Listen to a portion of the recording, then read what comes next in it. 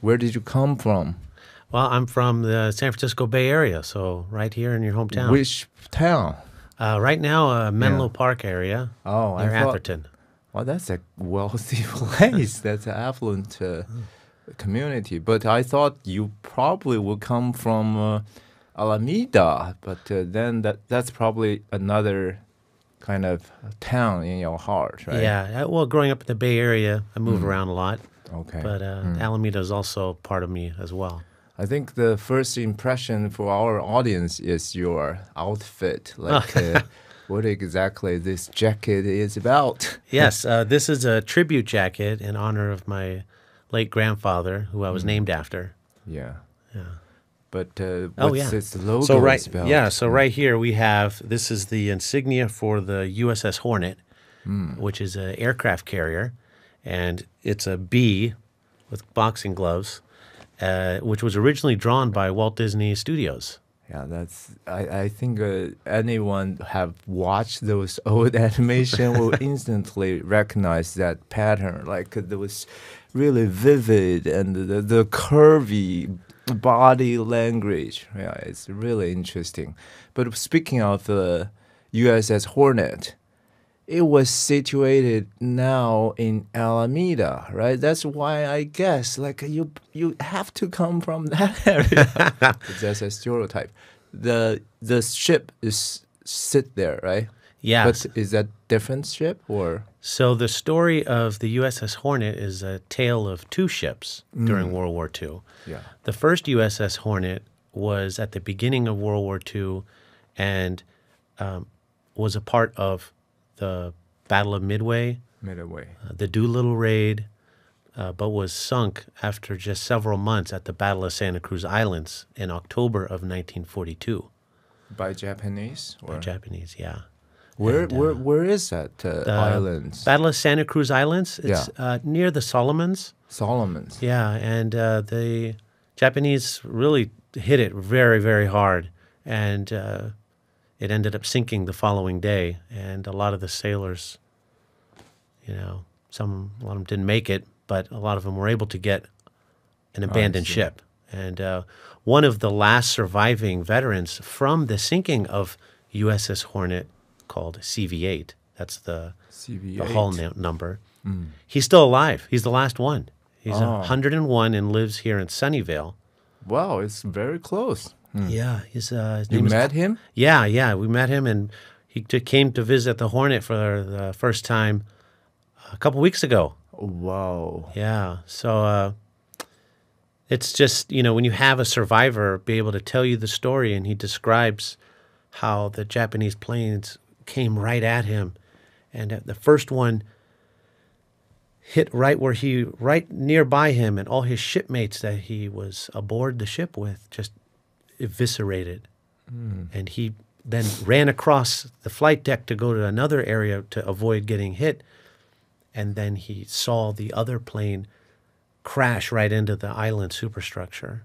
And then he tried to run across the flight deck again, and another guy grabbed him to stop him, and then another plane shot machine gun right in front of him. Gun. And then he managed to get into the hangar bay of the ship to try to get cover, and then when he was there, he had arrived right after an explosion, and the situation was very bad. So he had post-traumatic stress, I'm certain, for many years. I mean, even today when I hear this, I feel like the goosebump, and I feel like it's real, it's physical, right? And what exactly the weaponry? Is that jet fighter hit the ship? Is that like what? Beside the machine gun, later you described Oh yeah, so machine gun fire, missile maybe bombs. Yeah, bomb hits, and but at that point in 1942, the Battle of Santa Cruz Islands, that's the USS Hornet CV-8 was at. Yeah. The Japanese planes that were getting hit by American aircraft, returning fire, they ended up crashing into the ship. So at that point, before it was called kamikazes, they were already doing it. Okay. Yeah. In 42. So when the USS Hornet CV-8 was sunk in October of 42, there was a new ship that was already getting built, and they already had a name for it. But when they heard that the Hornet sank, the Japanese never actually saw it sink because it happened the next day after the Japanese fleet left. So the American Navy named the next ship the Hornet. And so In memory of this. in memory, sunk. but also intelligence was still kind of so it's psychological, you know. It's an info war too. Yes, definitely, you know. Information war. So all of a sudden they're hearing the Hornet. I thought we hit that, and then they hear that there's another Hornet.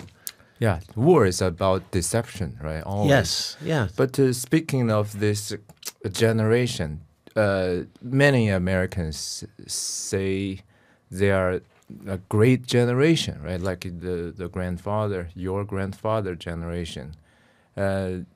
So first, do you agree with this? Then, what's your memory about your grandfather? And did he? Was he deployed to the battlefield or not? So when I hear the word the greatest generation, the word great for me is in terms of they made a great sacrifice, that era, that generation. But what led my interest in this is to finish up the other part about the Hornet. When the new Hornet came out during the war in 1943, that was called the USS Hornet CV-12. And it had a very successful career in World War II and now is a museum ship in Alameda. Yeah. And so that museum ship represents both Hornets. Oh yeah. Of the spirit. story. The spirit of it, ship. yes, yeah. And so my grandfather was stationed in Alameda in 1942, and he actually helped load the bombs for the Doolittle raid when it took off from the pier there in Alameda and went to go for the Tokyo raid in April of 42. Wow, yeah, it sounds like not very far. It's all interweaving, all these stories. If we read it on not. like textbook history stuff, it feel like, oh, that's not my thing. But when you sit here I feel like that's yesterday. It is like it completely. And when you, for example, like this 101-year-old who's still alive that was on the sinking of USS Hornet CV, he's right here in Sunnyvale. Yeah. So he probably run into him. He gets groceries. He lives on his own. Right. He still gets by. And so that living history is still among us in the Bay Area. And Bay Area feels like it's so far away when you try to go places. But really, we're all one big community here. And, so the Bay Area is home. And there's a lot of these little stories of how the home front, the people here helped the effort for the war as well. Yeah, when I traveled in the United States a lot, right? Sometimes I saw like a World War memorial highway everywhere. Yeah. Like even in every town, there's always like a memorial saying about wars, right? So I and my children visited Hornet. Oh, good. Yeah, they enjoyed it. And why we do this? Why we have so much effort in memorizing this past? And what pull you in? Like what kind of force pull you into this? And how did you get into this? Well, as a boy, I grew up when my grandfather was very, spoiled me, like most grandparents want to do. And I find myself, once he passed away, I was like, why didn't I find out more about him? I think it's a common thing we all go through, but I think that's what grandparents do. They make it all about the grandkids. Then when the kids grow up, they're like, wow, I want to know more about grandma, grandpa. And so when he passed away, I discovered his World War II journal, and I started reading the stories. Real journal? Like He wrote a diary of when he was out in the Pacific War, out in Guadalcanal at the Solomon Islands.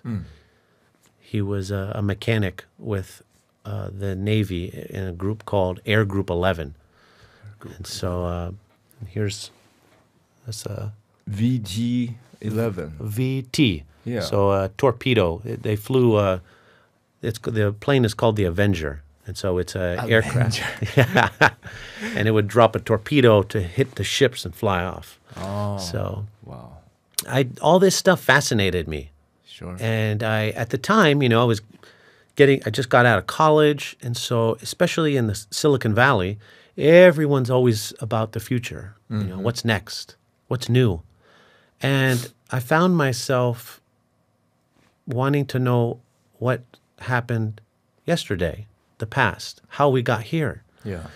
to just kind of pump the brakes. Because, when you get out of college, everyone older than you is always like, what's next? Now what? Yeah. And as a young person, you're like, well, hold on a second. I don't know. I don't have that answer. And that's okay. So I found myself wanting to reset and went into like a family history research just to kind of buy me more time to figure out what I wanted Gap to do now. year a little bit. A gap year, yeah. And telling my family, I want to research our family. They give you some space. They're like, that's nice, but hurry up and find a job. Yeah. But not too long, but we like what you're doing. So I started getting involved in that, and then I took his journal and I put it online, and it sat there for a little bit. But all of a sudden, I got reached out by a veteran. This was 11 years ago now, and of a veteran. 2014. Right? 2014, yeah, of a gentleman who knew my grandfather. And he said, I have a story I want to tell you. I got stories. Do you want to hear them? So I said, sure. And I was just mesmerized, We went to go get McDonald's. And Oh, you met in person? in person, yeah. He was from San Jose. Yeah, that's... Yeah, so he said, I was like, wow. And he started telling me stories. And then right away, I was like, okay, hold on. I got to record this. Documented. Got to document it because at that time he was 92, 93. And so that led me on a curiosity where I said, wow, I wonder if there's more Stories like that. more men like this out there that could help me fill in some of the gaps. And he said, well, I just happened to be the person who was last in charge of the reunion, which was about 20 years prior. Yeah, that's the best contact person you can have. Yeah, he's like, I have a Rolodex. Do you want it? I was like, Rolodex? I think I know what that is. That was the, and you look through to find the phone numbers. Yeah. So we went through, called all the phone numbers, and got a hold of 11 men. And I was like, wow, this is 11 fate. men. 11 men from Air Group 11. Oh. And I reached out, with the Hornet Museum support and the staff and volunteers there. We were like, let's do a documentary. Wow. And we did some crowdfunding and then got airfare and travel expenses to send me and a small team to go across the U.S. and interview these 11 men. Wow, 11 men. Yeah. 11s. That's another 11. Hollywood blockbuster. But also the experience you had with the veteran reminds me so many movie scenes in American movies. It's like a very American thing, even like in a half joking way, like in Pulp Fiction.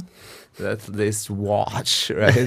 The veteran told the descendant of his old-timer friends. Do you feel like that? It's one of those things where it doesn't make sense as it's happening. You just trust the signs and just say, every time something would happen like this, I would say, wow, what would be cool? I just would ask. Of course, I was younger, so that was always in my mind, like, what would be cool?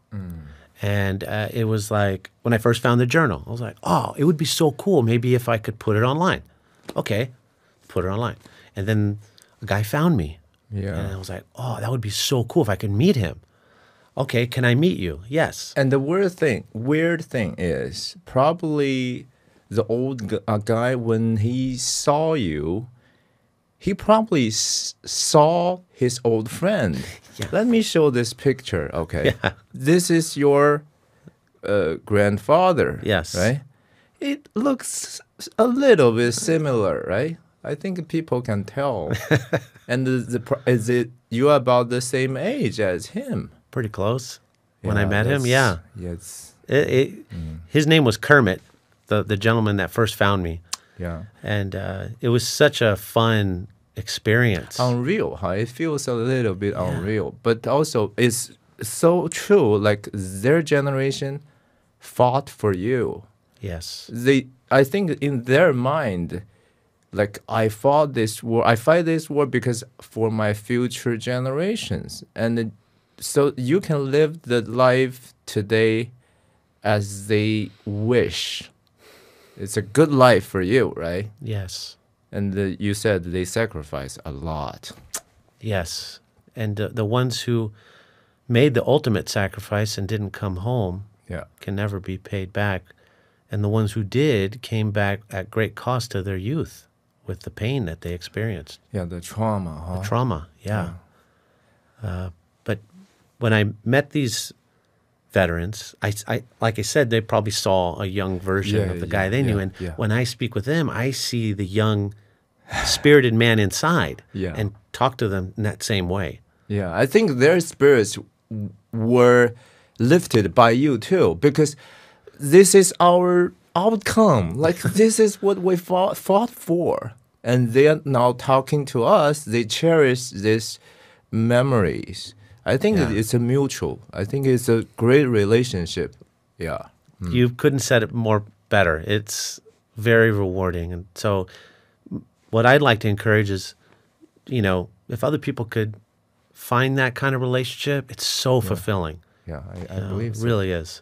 So what did you do about the film? Like how that performed? Oh, okay. Yeah. So I put together this documentary. It was called 11, 2014, and it went to a lot of film festivals, played at a lot of communities, colleges, military bases. Events. Right. Events. Yeah. And I treated it as an opportunity for the men that were still alive that I interviewed to go with them. It was kind of like watch this film and then do a Q&A and get to meet one of these living legends. Right. And when the last man from those 11 passed away, then I put it on YouTube. And it's been on YouTube for a couple years now, and it flourished. Yeah. Did you promote it? Anybody promote it? I saw like there's millions of views. Like, if I ever have a bad day, I just go and read some of the comments because it's one of those positive places on the internet where you can no trolls. It's just good appreciation for the stories that are now gone, but saved. Yeah. So what is about? Like, there must be some stories, right? There must be a storyline. What did you focus on that film? So this storyline focuses from the attack on Pearl Harbor and how that stirred these young men to join the fight in the Pacific. Oh, so they answered the call after Pearl Harbor? Is that so out of the 11 men, about half of them answered the call because they were young. Oh. And then the other half were already in the service, and then were another trip. Now they're going to war, and it follows them. All 11 stories intertwine. It's sometimes I just watch it and I forget that I filmed it because I'm just so enthralled by it. It intertwines and it takes you through the whole Pacific War campaign, all the way to when they get the word that Japan surrendered and they come home. How long does it take to The finish? film is a little over an hour. But I got lots of footage, but I kept it tight so that way a younger audience could have just enough to pay attention. I mean, how many hours did you put into that work? for editing. What did and- they say that the 10,000 hour rule? You know, when you become an expert after like 10,000 hours or something. Yeah, So yeah. I think I'm past the amateur, Oh, really? Wow. just with total editing time and production. So Oh, really? That long? yeah, well, total in all the projects, but this particular Okay. one, it's the stories tell themselves. So it's Do you watch a lot of American history documentary? Like, you know, Ken Burns. Like, this is maybe a national treasure in this country, right? He made so many of them. Yeah, he has. And I grew up, you know, when you're in high school, it's like one of those, do you want to read a book or watch a Ken Burns documentary? It's like, you know, you're Easy 15. I'm like, I'm going to watch the movie.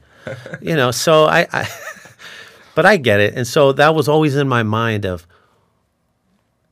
I was making a film that I knew a teenage version of me would want to sit through. You know, I'm not an A student, Which is why. which is fine. It's okay, you know. Because you're not Asian. Oh yeah, well, the parents were like, Just kidding. No, they're like, just pass, please, and don't do anything bad. It's like, okay, I'll be good, you know. But getting to make a project, knowing that I was always trying to entertain the younger version of me, helped to shape that story. I see. Yeah. So Well, then after this film, that's 11 years ago. Yeah. Now, 11 years later, you got a new one, huh? Yes. It's also, I saw 11, but Yes. there's sound down to 11. Why? Why this title? So one of the squadrons in Air Group 11 Right. was called the Sundowners, Sundowners. and it's Wow, two what a name. fighter planes shooting down the rising sun, Oh, and it's what it's a what an image. That's you just visualize for me. you could see it. Yeah, I can see it totally. And And, it's it's- pretty much on It's this like the pose. poster is. Like, Yes, yeah. That's the two jet fighter. Two, And yeah. shoot down. Two American fighter Navy planes shooting down the rising sun, and the Sundowners is actually still an active squadron in the Navy. Oh. So sundown also is a term to describe sometimes the elderly, you know, and it's like the light is dimming. But it's also an old nautical term in the Navy where sundown, when the sun goes down, that's Yeah. kind of when you're allowed to Drink. drink. Because your day is done. You can't really do much, you know, so. Yeah, I think drinking must be a great joy for soldiers because it's such a stressful Yeah. job, right? And to get a cold beer in the hot Pacific during World War II Oh, it's is very hot. rare. So that was probably very tasty. I thought they drink whiskey. Well, it's whatever the flavor is for each guy. They all have their own drink. I've learned I that. see. Every veteran has their own choice drink.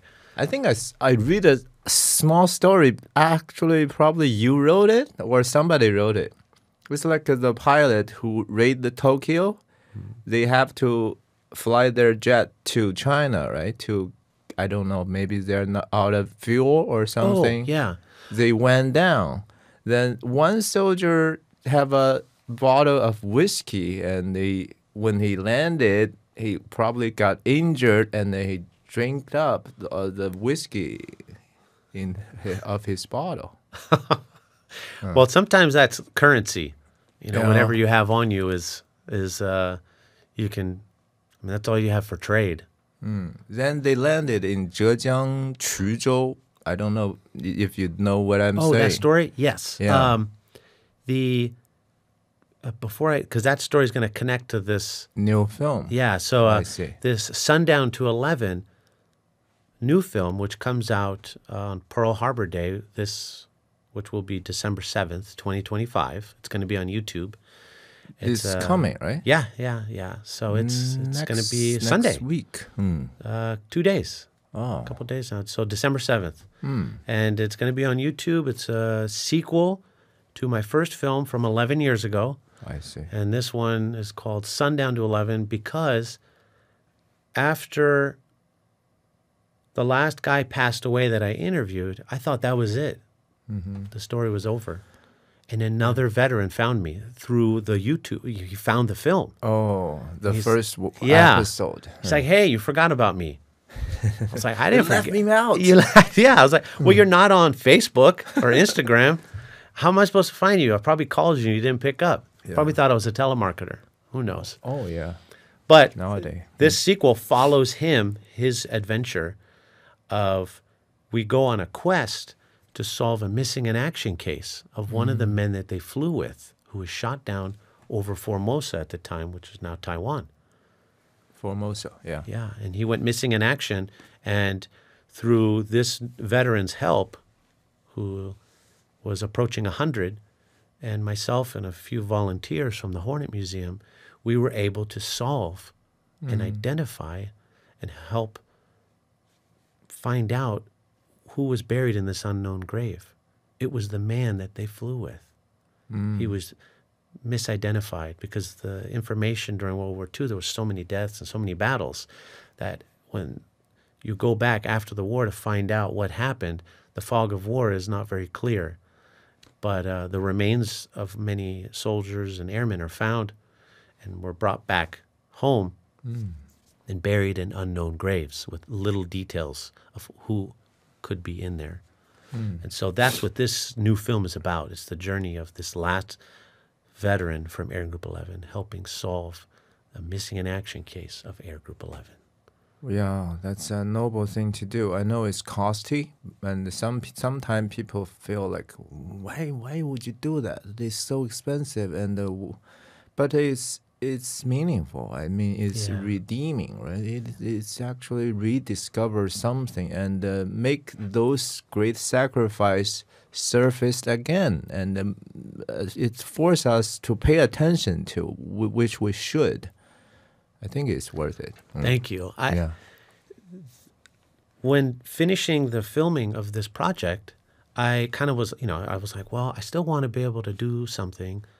So I continued to volunteer at the USS Hornet Museum. And on weekends, I would go there and help in their archives. So below ship, there's an area where it has old film, old pictures. And being a filmmaker, that kind of interests me. It's treasure. Treasure. It is treasure. And so I would look through it. And one day last year, I found a film reel, a 16 millimeter film reel. Yeah.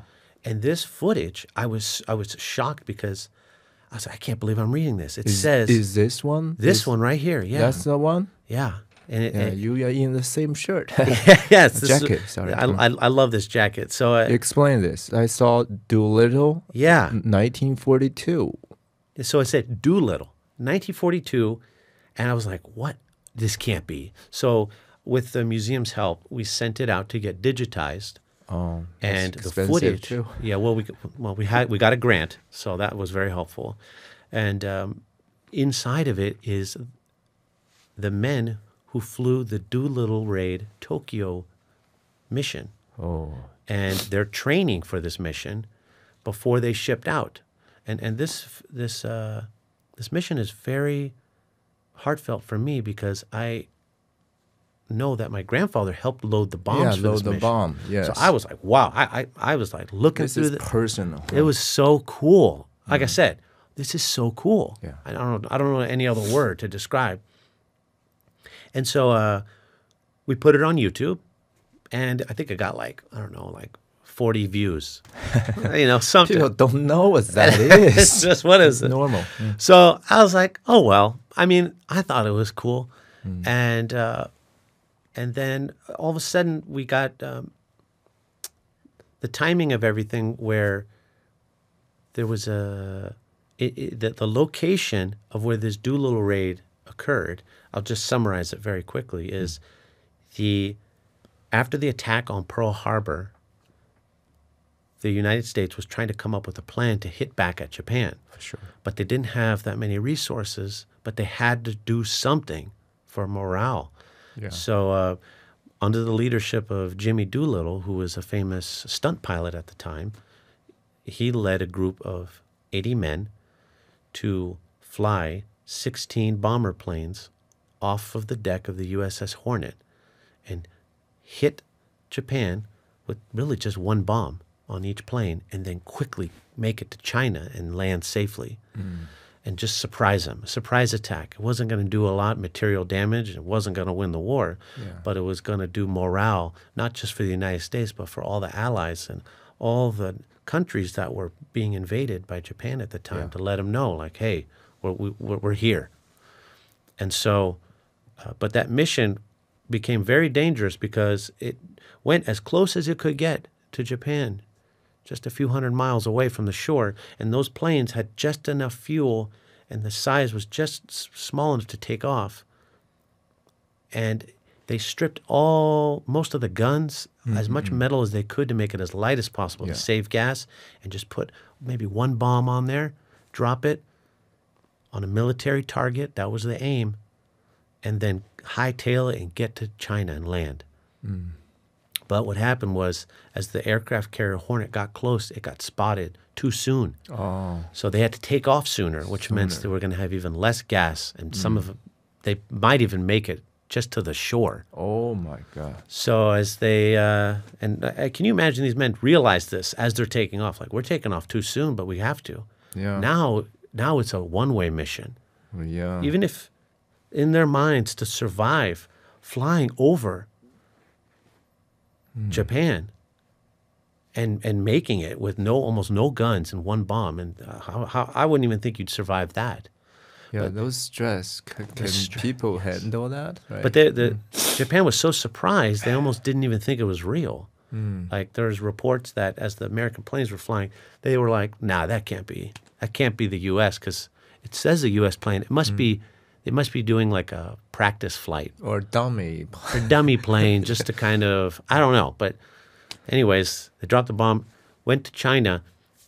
Out of those 16 planes, 15 went to China. One made a detour to Russia. But those 15 ended up all towards that vicinity near Chuzhou. And then as they got close, they bailed out. Some of them had to crash, land on the shore in the water. Quite a few of them didn't survive. And some of the men that bailed out ended up over occupied China, and the Japanese captured them as POWs. Some of them were held throughout the whole war, and some of them were killed and executed. But some of the men landed in Chuzhou and were rescued by Chinese villagers who took care of them, fed them, and got them back to the airfield to fly back and get into the war again. And I think that's the a video. personal connection I have to this is my grandfather. You visit to Chuzhou, right? Yes. And so him and his fellow. And they saw some villagers. Yes. Then So is this the one of the villagers? This is one of the villagers. So he was at the time 7 years old, and his parents helped take care of one of the airmen who parachuted and was injured, and helped him over a few days to get healthy again, and snuck him back out. And now, mind you, the Japanese were on the hunt because they knew. Yeah, why not? I mean, if you were Japanese, you would do the same thing. Yeah, you're like, you're an enemy. You're an enemy. You're after your enemy. Yeah, and so so it was very, very tricky at great cost to take care of, to help rescue one of these Americans. And what we have here is when that American was rescued, this little boy, or this older man, when he was a boy, he gave one of his egg noodles meals to this airman. Egg noodles. Yeah. And at the time in that village, there wasn't many eggs or chickens that could lay an egg. Yeah, that's gold. So he gave up his egg, and, the American, boom, just ate it like it was nothing. And he's like, oh my gosh, that's the only egg we got right now, But he was so thankful that he gave this boy a penny. Yeah, it shows like in this video. video. And when I saw him, he showed me the penny. I couldn't believe it. Now, the 1937 penny. Now, when he put that penny in my hand, the weight of that is a treasure that you cannot put a price on. And to know now that I'm holding a penny in the same year that the United States is no longer going to be making pennies. Right. It's right. like, We wow. just stop it. Wow, it's not even it's worthless now to make a penny. It costs more to make a penny than Yeah, because the story behind this is like this boy kept this coin till this day, and they Yes. give it back to you or just let you feel. He held it in my hand, but obviously, someone puts something in your hand like that, so I gave it back to him, of course, but I asked maybe if he could sign my jacket, so he autographed. Did he? Yeah, he autographed my jacket, and I said, "Now your name is with me." Yeah. Interesting. The way I ended up in Chuzhou is when I had that film footage, we came up with this idea of like, hey, there's a memorial in Chuzhou that honors the Doolittle raid. Oh. And so it's like, what if we gift this film to the museum, the original, I see. I said, I will personally bring it to you if you could maybe find a piece of the aircraft. Is this the event you... This is the event, yeah. And so I said, What is this? What are you holding? So this, I said, I'll bring this film and give it to you if by chance you could find a piece of the plane that crashed in the mountain that the airmen jumped out of. I see. And they found it. Yeah. It's there, and they found a piece that has a serial number and everything. So I said, And they kind of like make a polished it or yeah. what? Like No, that's golden. as it is. That's the tarnish for over time. Oh, really? And It looks pretty good. It's so cool. And so, I went there in April, which is the anniversary of the Doolittle raid, and we did a cultural exchange. It's cool. Yeah. And the timing of it, I think the day that I arrived there was also the same time that the U.S. and China was going through the trade war. Yeah. So here it was a trade war, and we were doing a war April trade. April is just past the Liberation Day. Right? It's just like the tariff is going up to the roof, and so people are panicking. People were panicking at in April. Yeah, yeah. And it was like trade war, war trade at the same time. But this is people to people in history.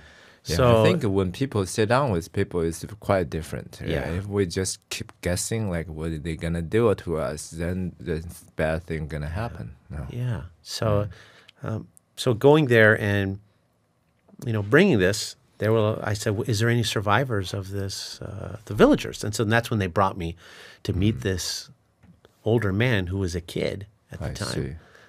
This seems like a pretty good venue to hold this. It was great. Lots of media seems. And what I found is there's a desire by a lot of young people to learn about this history. It's rooted in, it's almost like folklore. Yeah, for sure. I think it's important because you have to talk about this to make the history have more warmth, and it feels it's personal. This not like just narrative. It's actually human stories. People to right? people to people. Right. That's texture means a lot. So it just ease the misunderstanding and building the bridge between people. When I came back from this trip, I was moved by it very much. And on the flight home, I started writing an original story for my next project that I want to do. Congratulations. Yeah, it's a live action feature film. Oh, and it's based. Ambitious. Yeah. Well, I mean, I've personally fulfilled by documentaries. It's so, I can't top, it's. What is it about? This new one is a live action. It's based on this Doolittle raid mission, but it's from the perspective of 4 Chinese village children that are like 8, 9, 10, 11. And it's from their viewpoint of seeing this American, this white boy with red hair and blue eyes land into their land as a true foreigner, not knowing their languages. They probably never have seen any people like that. No, It's like, no. oh, can human being look like that? Yeah, yes. No, Sorry, just no. kidding. But children, so it's through and one of the characters sees this as the sign of a mythological, story. Yeah, it's mystery. They fell from sky. Fell from sky. Look at this red-haired, who is this? Yeah, what you they know? doing? What they doing? Yeah, it's essentially kind of like the story of E.T., but this American's the alien, and he wants to go home, but he needs help. And telling the story of war is a very heavy subject, Right. but we always forget that war affects all ages. And so I want to tell it from the perspective of children. Well, and the way they kind of are able to overcome it and grow up with it. So yeah, keep up the good work. Hope Thank you can you. write something great. And how's your general impression of this trip? Is this the first time you go to China? yeah, very first time. I loved it. And actually, I'm going to go back in 2 weeks. Yeah. Well, how does it feel in China? I enjoy it. Yeah. Yeah, for me, it's How long did you stay? just a few days when I went in April, but now I'll go back for a little longer, a couple weeks. Yeah. Well, But, yeah, it's I- a I big en- country and It's so a big many country. things Well, to see. I always say, like, going to a place for the first time, the place brings you there, But returning to a place is because you're returning to the people. So I'm going back not to visit China, but to visit the people of China because I was so touched by them. All right. Yeah. Speaking of Chinese people, there's a bunch of Chinese people here. Yeah, yeah. And you actually, I think the museum in San Francisco, there's Yeah. what would you call that museum? I forgot the English name. Well, I know the Chinese name. World War II Pacific War Memorial. Yeah, I think In that's a Chinatown. better name. I actually think it's a more neutral, better name. I think Yeah. Chinese name, it sounds a little bit like anti. It's like Chinese-Japanese War Memorial Museum, something like that. Yeah, Pacific War is a little more inclusive for Right. For Americans to kind of go, oh, what is this? And that's what drew me. I was like, wow, I want to visit this You museum. actively want to visit it, I or did. you I got just- invited? I went to go visit on invitation, Oh. but I really was drawn. I was like, I need to go to visit this. And I spent the day there, and it was so cool. I mean, just the history, but also after coming back from China and realizing, as an American, we all feel like the Pacific War started with the attack on Pearl Harbor. Yeah, way early. That shows how little I knew. Yeah, Americans. What do you expect? Yes, me. And I hope that but I was able to learn more. And that's what I want others to kind of learn is, this World War began much earlier, Yeah. involving more than what we Yeah. know. That joke I just bashed on you. Actually, It's all it's right. it's kind of half true because that's not an American issue. That's human issue. It's like how easily we forget history. It's like maybe just one generation away. You Gone. next, Yeah. they just don't know anything, Yeah. and they don't care. Yeah. And so there's a saying, right? There's like a difficult time created great generation. Great generation reproduce or produce next generation, or then they create great time, right? Then the great time create weaker generation. The weaker generation creates difficult time. So that's the cycle of It's a history. cycle. So when people feel like everything is, it's just they take it for granted, right? They think like, yeah, that's just naturally it is. No, actually, any peace, I think there's a sacrifice behind this, and there's some fight before any peace.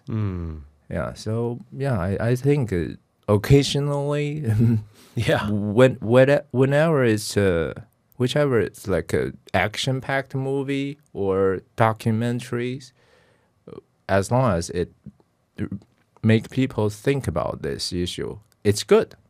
That's just a Just general They see it. philosophy for Yeah, me. it's like, my experience of talking to so many World War II veterans is that it wasn't, everyone was involved. Whether they went to fight or they were back home worrying about their loved one or trying to do what they could. And so I think when the war was over, everyone had gone through it in some way and it touched everyone's life in some aspect, that everyone wanted to just put it behind them to move on. That's a natural response of human being too. Yes, like hard times are hard to talk about, and we sure. don't want to relive the pain over and over again. But then, like you said, you can forget about it, and then you start it all over again. Yeah. So you're at the gym to just willing to do this, right? I think you just mentioned a really true thing. It's like why your grandfather probably gonna spoil you, because like they feel like we suffer so much. I just want you to be happy, to be joyous, and that's very natural. But it's again, this is double-edged sword. double-edged, yes. So I feel that. Wow. And I want to share this last little thing I brought here. So yeah, I forgot here that. we have, this is a silk map. And this is silk because if it got wet, it wouldn't fall apart, and it's hard to rip Yeah, instead of a paper map. But this was kept on the airmen, so if they had to bail out of their planes or land in the water, they still had a map to know where they were going. And this is a map of China. And on this, you can see the... this is actual thing, not the reproduction. No, this is a real map, World War II map. So when these airmen were bailing out over China and trying to figure out where to go, they're like, oh, you know. It's so well made. I just touched it before we started. I think it looks like really modern. It's like still this little print of this little. Yeah. It's still clear. It's little things like this, like going to the Hornet And the Museum. color, look at this color, still here. Still there. Which tells you it wasn't that long ago. Yeah. It was, and that's why if any of your viewers want to visit the Hornet or the museum in San Francisco, when you go aboard the ship, the aircraft carrier, you're like touching the whole history of it, and you're walking aboard. You're going on ladders. The cannons are there, the airplanes, and then especially if you're a kid, you're like, okay, now the history is hitting me. I'm feeling it because I'm touching it. Yeah, you should. Yeah, that's just my advice. Like probably Hornet Museum can just make a duplication and sell them as souvenirs and tell people how this worked. Like pilots will keep it here to survive. Right? They got like lost. There's no GPS. You are not gonna return to the base. You will appear somewhere. We don't know where, right? No cell phone. Yeah, this is it. Yeah, you're gonna find your way back. And a compass, maybe. That's unbelievable. Yeah. And these men, they will just take the task, right? Okay, yeah, all right, okay. Yeah. They well prepared for great uncertainty. It's like I couldn't imagine like if I was assigned in this task. It's so terrifying. Yeah. I have it's you relive these stories and they're very inspiring, and they make you overcome just the courage and it's the hard to peacetime imagine. frustrations of something that could be annoying. Doesn't last long once you think about what that generation went through. I know. Yeah, then compared to the trivia things in our modern time, like we argue over this and that, it's just like, sounds ridiculous, right? Think about this, and how can we treat people in such a way? We don't have to. Yeah. Oh, all right. So any other, any to this conversation, talk about it, whatever in your mind. I'm actually quite enjoying talking to you. Yeah, this was, hopefully people will watch the new documentary, Sundown to 11, or discover the one I made 11 years ago called 11. Sundown to 11. Or if they want, come to the USS Hornet in Alameda Yeah. and take a tour. Like you said, your kids went, and you might run into me there. How often will be there? I you go be there like every couple weeks. yeah. I enjoy it. It's like an escape from the modern Silicon Valley troubles. Yeah. So And I always enjoy doing that, but just like I never been to the Hornet, but I've been to other USS ships and sometimes submarines. I think I remember I visit a submarine, I think in Oregon or somewhere, and there are always dozens. yes, They are veterans, and Typically, yeah. they highly respect the equipment and the history. They have their own pride, right? They do this job greatly and do great service for the visitors. Yeah. I always enjoy listening to them. I remember there's a veteran who's really short because he served in that submarine. got to be little. I got belittled, and he showed like why they chose me, and that's fascinating to me. I always enjoy doing that. So I strongly recommend our viewers to visit places like USS Hornet and refresh the sense of history and the reality. I think it refresh your perspective. Yes, in present day. Yes. That's what history can do. People think it's behind them, but it informs your present outlook. So well said. All right. Thank you, George, You're for your welcome. time and the great sharing. Thank you.